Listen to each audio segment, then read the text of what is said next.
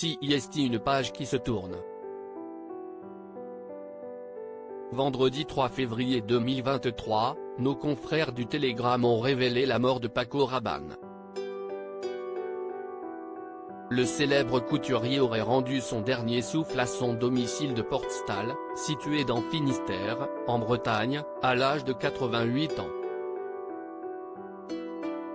Le maire de Vannes, David Robaut, a confirmé cette tragique disparition. Depuis plusieurs années, le couturier et parfumeur de son vrai nom Francisco Rabanne dai Cuervo avait trouvé refuge en Bretagne.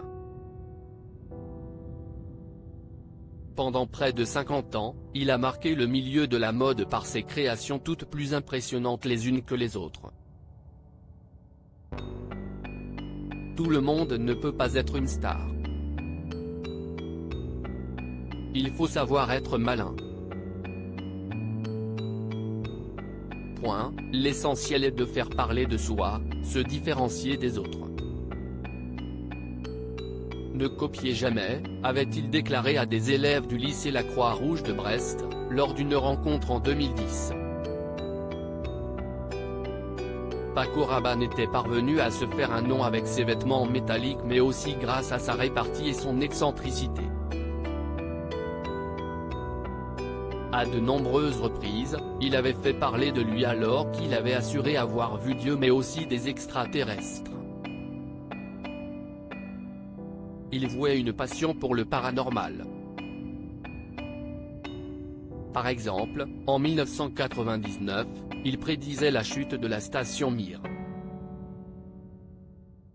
Le couturier était arrivé en France lorsqu'il avait 5 ans après avoir fui la guerre civile espagnole avec sa mère, première main chez Cristobal Balenciaga. Son père a été tué lorsqu'il n'avait que 2 ans. Paco Rabanne se faisait plus discret ces dernières années dans la petite commune bretonne, où il avait posé ses valises depuis le début des années 1940, il était très apprécié. C'était quelqu'un d'assez populaire sur la commune.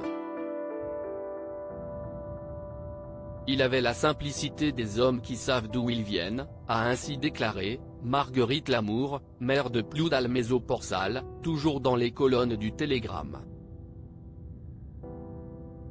S'il se faisait plus discret ces dernières années, il aimait aller à la rencontre des autres pour parler de sa jeunesse et de la manière dont il a réussi dans le milieu de la mode.